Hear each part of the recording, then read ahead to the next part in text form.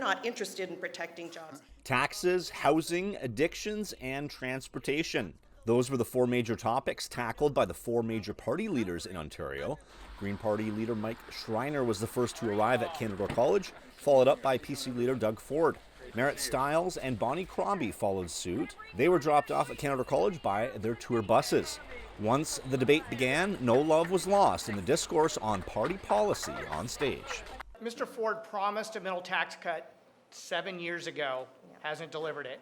The Ontario Greens will lower taxes for people earning under $65,000 a year and families under $100,000 a year, putting $1,700 back in your pocket so you can just pay for the basics that have gotten out of control with the Ford government.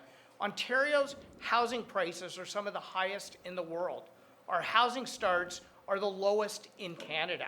We've seen under the Ford Conservatives, under Doug Ford's government, costs go through the roof. I mean, I was just looking at it today, and I think rent in Timmins has increased 31% under Doug Ford and his Conservative government. In North Bay, it's up 36% right here in North Bay. In Thunder Bay, 40%. So Doug Ford, he stands here and he says that he's going to unleash the economic potential of Ontario. Where is that happening? It is not happening here. Mr. Ford, would you like to address that? Cannot afford to live like this anymore. Well, I'm the only one on stage that has never raised a tax. We've never downloaded anything. We've uploaded to the province. To do it. I'm That's the only because of the person that's downloading. not in favor of the carbon tax. We have Bonnie Crombie as the queen of the carbon tax.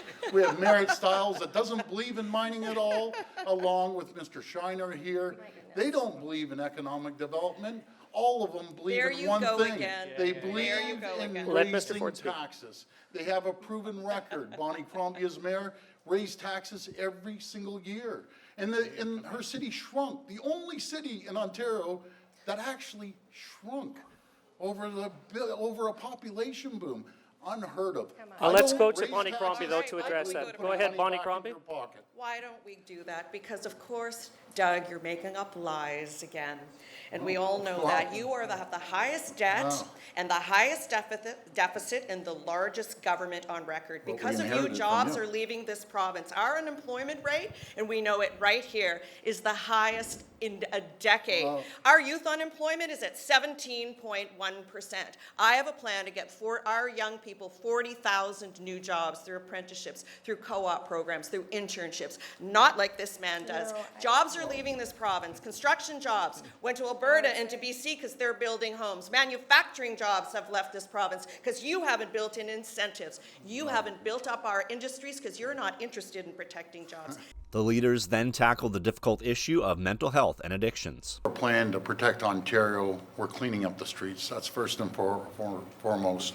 We shut down drug injection sites near schools and daycares. I know no one wants a drug addiction site beside a school or a daycare.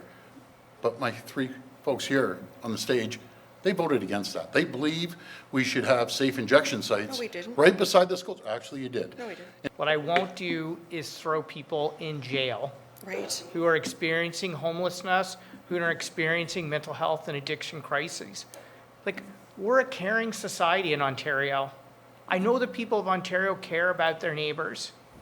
And to actually introduce legislation to say that people are neighbors, sons and daughters, aunts and uncles, mums and dads. We need shelters like that, not just in Toronto and in Ottawa and Mississauga. We need them in Temiskaming and in Cochrane and right here as well. Sudbury and Thunder Bay have some of the highest opioid uses in the country. We need to get a handle on that, and we need a specific strategy to deal with it. We need a coordinated strategy with proper funding. I don't need to tell anybody who's watching probably that addiction and mental health is a crisis that is tearing through our province and our communities, and particularly see it here in Northern Ontario. Every time I go by that corner in Sudbury where Denise Sundel put up the white cross for her son Miles, and there are more crosses every time I go by. And we know that. We know that there's hundreds of people every day who are dying